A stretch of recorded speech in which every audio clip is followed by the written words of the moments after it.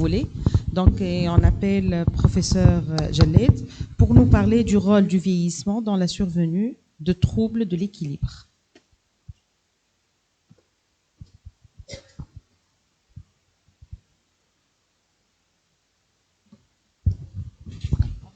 Merci.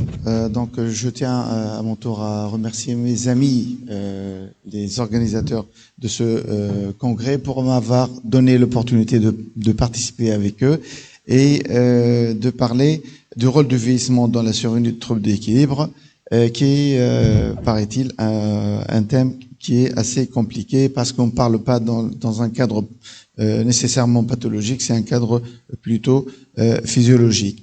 Donc, le vieillissement, on le sait bien, c'est un processus physiologique avec une perte de plusieurs fonctions physiques et cognitives et mentales tout au long de notre vie. Et plusieurs auteurs ont essayé de résumer un petit peu ou donner un tableau et une illustration assez synthétique de ce qui peut se passer.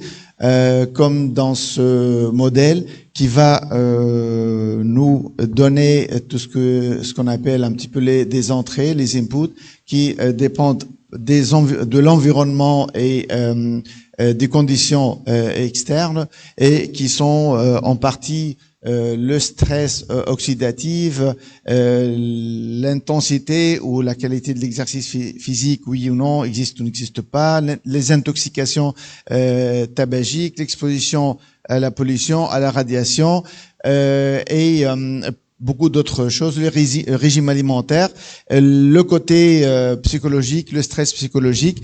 On voit bien qu'il y a plusieurs facteurs qui vont un petit peu influencer ce processus physiologique. Ces facteurs vont agir bien sûr biologiquement par l'intermédiaire des médiateurs, nécessairement des médiateurs hormonaux comme l'insuline, growth factor, etc.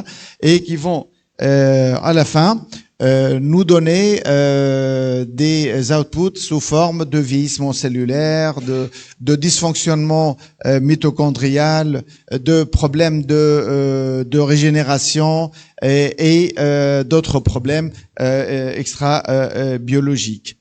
Il y a des signes qui peuvent être donc caractérisés comme critiques et qui peuvent témoigner de la survenue de ces problèmes-là à un stade précoce, comme ici l'estimation du soi. L'estimation du soi par la personne âgée est très très importante et qui est liée à son état de fragilité, que ce soit l'estimation de son état physique, son état mental ou son état ou un petit peu participation sociale, ou même si on va combiner le physique au mental, le mental au social et le social au physique, ça c'est significativement associé à l'état de fragilité, et cet état de fragilité est un problème ou pose un problème chez la personne âgée. Bien sûr, le problème de l'équilibre ou surtout les chutes constitue un événement dramatique chez la personne âgée. C'est le problème primordial à prévenir. Et sur le plan épidémiologique, il y a beaucoup d'études qui ont parlé ou cherché un petit peu l'incidence et la prévalence de ces problèmes-là, comme cette étude qui a quand même porté sur plus de 7 millions de personnes et qui avait trouvé donc des problèmes d'équilibre très fréquents, des problèmes pour monter les escaliers, des problèmes pour marcher dans le noir, donc le fait de ne pas avoir d'informations visuelles. Et ces problèmes d'équilibre risquent d'entraver la participation sociale et de ces personnes âgées, le fait de leur capacité de sortir, de faire leurs courses, de réaliser un minimum d'exercice physique et de participation dans leur vie quotidienne. Également, le problème vestibulaire qui est dû au vieillissement vestibulaire est très fréquent. On le trouve surtout dans la population âgée, et on voit bien qu'il y a une différence significative en fonction des tranches d'âge quant à l'incidence de ce problème vestibulaire. Alors, l'équilibre chez la personne âgée, bien sûr, l'équilibre, c'est l'équilibre, hein, c'est-à-dire le fait d'essayer de se maintenir à l'équilibre. Mais le problème avec la personne âgée, c'est que on parle de physiologique, c'est-à-dire il n'y a pas de problème ou de maladie réellement neurologique, mais il y a un déclin, et du coup un déclin de plusieurs fonctions, et du coup on a plusieurs facteurs qui vont altérer cet équilibre-là, cette capacité de maintenir l'équilibre, postural, et surtout exécuter les tâches avec une sécurité et d'éviter la chute. Et du coup, il y a plusieurs facteurs qui s'intriquent. Il y a les récepteurs ou les informations sensorielles, bien sûr visuelles, vestibulaires, proprioceptifs et autres, qui vont s'intriquer avec la coordination motrice qui émane du cortex frontal, de l'intégrité ou de la qualité des nerfs périphériques, et également le côté biomécanique, le côté de l'intégrité du système squelettique, du système articulaire et musculaire, qui va conditionner la qualité des effecteurs de l'équilibre. Chez la personne âgée, il y a plusieurs auteurs qui proposent des modèles, qui modèlent comme celui-là d'équilibration dynamique, qui va dépendre un petit peu de facteurs individuels, donc les informations sensorielles connues, proprioceptives, vestibulaires, la vision, et aussi bien sûr les tares éventuels associés qui sont pas rares dans cette tranche d'âge, le côté cognitif et le côté moteur, proprement musculaire, l'endurance musculaire, la force musculaire et la qualité musculo-tendineuse, avec le côté spécifique à la tâche à laquelle va réaliser la personne âgée. C'est une tâche proactive ou réactive, ou plus ou moins stable, comme le fait de se maintenir debout ou de marcher avec une cadence régulière. Et bien sûr l'environnement, le terrain, le parcours, la qualité de parcours, l'étroitesse de parcours, la qualité de surface et l'état psychologique du sujet. Bien sûr, la personne âgée arrive à se maintenir quand même en équilibre. Ça peut être même quand on est très content d'être vacciné contre le Covid, ça on l'a vu, et ça peut être dans le cadre d'activités, de loisirs, de sport ou autre. Alors, ce qui se passe chez la personne âgée, c'est que la personne âgée va avoir beaucoup plus de contractions d'antagonistes que chez la personne jeune ou saine. Il y aura une activation également qui se fera dans une séquence du proximal au distal, qui est par ici contraire à ce qu'il doit se passer, c'est-à-dire du distal proximal chez la personne plus jeune.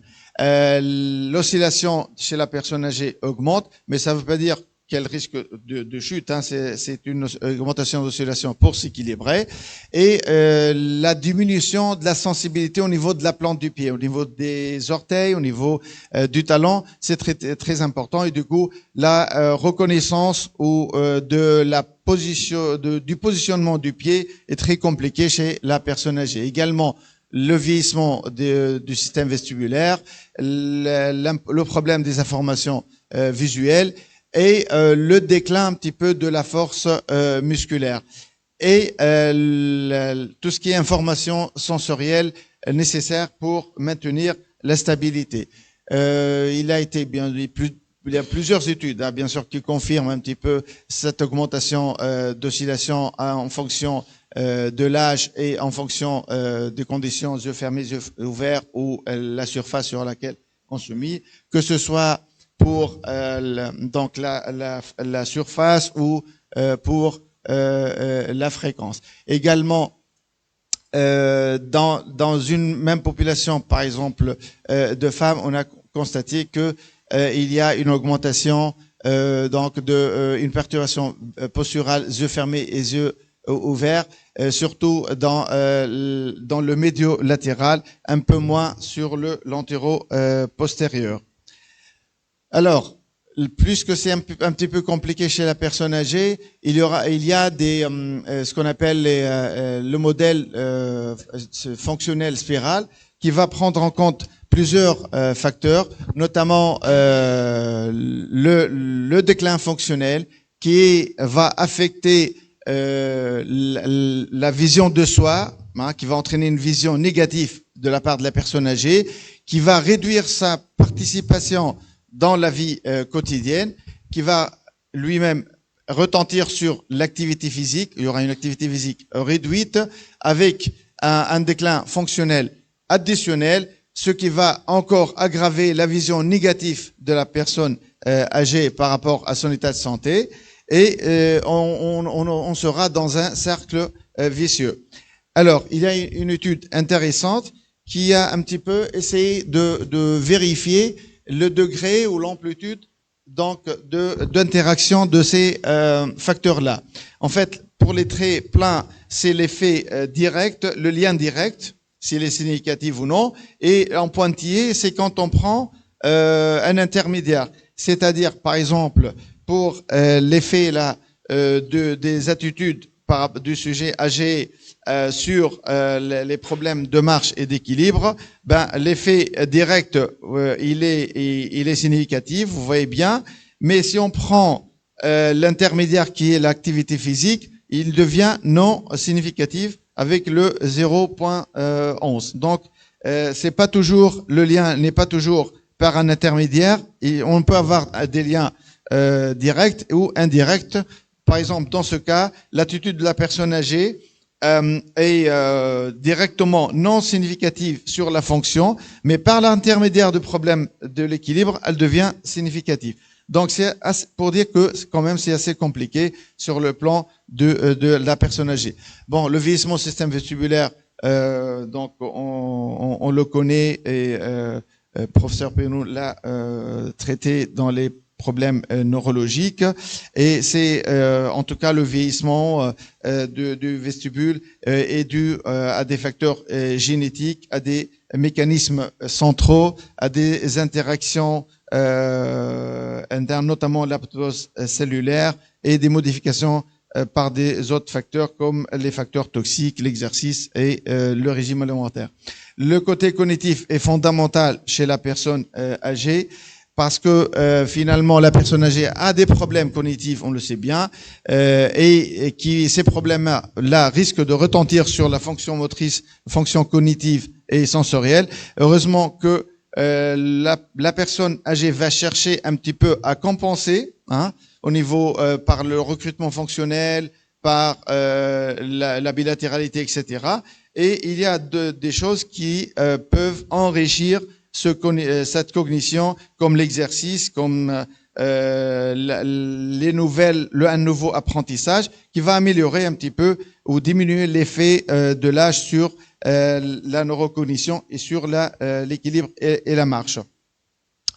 Également, la double tâche, on le sait bien qu'elle affecte les qualités de l'équilibre, et dans ce cas, dans cet article-là, il démontre que la double tâche va demander beaucoup plus du cerveau, avec une bilatéralisation des efforts du cerveau et qui est significative, plus importante quand on va ajouter des tâches de plus en plus compliquées. L'entraînement à la double tâche, heureusement, permet d'améliorer les paramètres d'équilibre et de la marche, et donc l'entraînement à la double tâche constitue un moyen de rééducation assez important. Il y a quelques spécificités, paraît-il, entre le problème cognitif et le degré de problème de la marche, c'est-à-dire par exemple pour la demande cognitive qui est minime, et c'est relié ou c'est lié à des problèmes basiques de marche, alors quand on est dans un cadre plus compliqué sur le plan cognitif, ça touche plutôt la vitesse et une coordination plus poussée sur le plan de la marche. La sarcopénie constitue un problème assez important chez la personne âgée et presque inévitable si on ne fait pas d'exercice. Et cette sarcopénie est significativement associée au décès et associée également à la fonction de ces personnes âgées-là. Et du coup, c'est important de prendre en charge cette sarcopénie qui a plusieurs facteurs, les facteurs liés primitivement à l'âge, des facteurs endocriniens. Il y a des facteurs vraiment modifiables comme l'insuffisance d'apport alimentaire ou la qualité d'alimentation, la cachexie et le manque d'exercice physique, c'est très important dans cette tranche d'âge. Alors, rapidement, la sarcopénie peut être classée comme ici par the European Working Group en sarcopenia. En pré-sarcopénie, il a le muscle, tout ce qui est le muscle garde un petit peu sa masse, il perd sa masse, excusez-moi, mais la force et la performance restent. Quand on a la vraie sarcopénie, on a une diminution de la masse, une diminution de la force, plus ou moins la performance. Et quand on est dans un stade sarcopénie sévère, tous ces paramètres-là sont diminués, la force, la qualité et la masse musculaire. Alors, la vitesse de marche est corrélée un petit peu à cette sarcopénie et on voit bien que plus la sarcopénie est sévère, plus la qualité ou la vitesse de marche est diminuée. Et cette vitesse de 0,8 mètres par seconde serait un élément crucial dans la détection de la sarcopénie afin d'aller voir la force de l'appréhension et de chercher cette sarcopénie chez la personne âgée. La sarcopénie peut être associée à l'obésité, c'est-à-dire on peut avoir une personne âgée obèse mais qui est sarcopénique, et malheureusement c'est associé à des problèmes d'altération de qualité de vie et des problèmes fonctionnels très très importants. Également, si on va prendre la masse musculaire, la force musculaire et la fonction musculaire, et si on va prendre la confusion de ces trois facteurs, c'est-à-dire quand on a une perte de la masse musculaire, de la fonction musculaire et de la force, on aura beaucoup de problèmes sur le plan de la marche et de l'équilibre. Il ne faut pas oublier les douleurs musculo-squelettiques qui vont entraîner un problème d'équilibre ou aggraver le problème de l'équilibre. Là, on voit bien que le fait d'avoir un ou plusieurs sites douloureux musculo-squelettiques affecte l'équilibre et la marche pour tous les âges, essentiellement les personnes âgées. Également, il y a, c'est-à-dire il y a une association entre le nombre de sites de douleur et la performance un petit peu physique de ces sujets-là.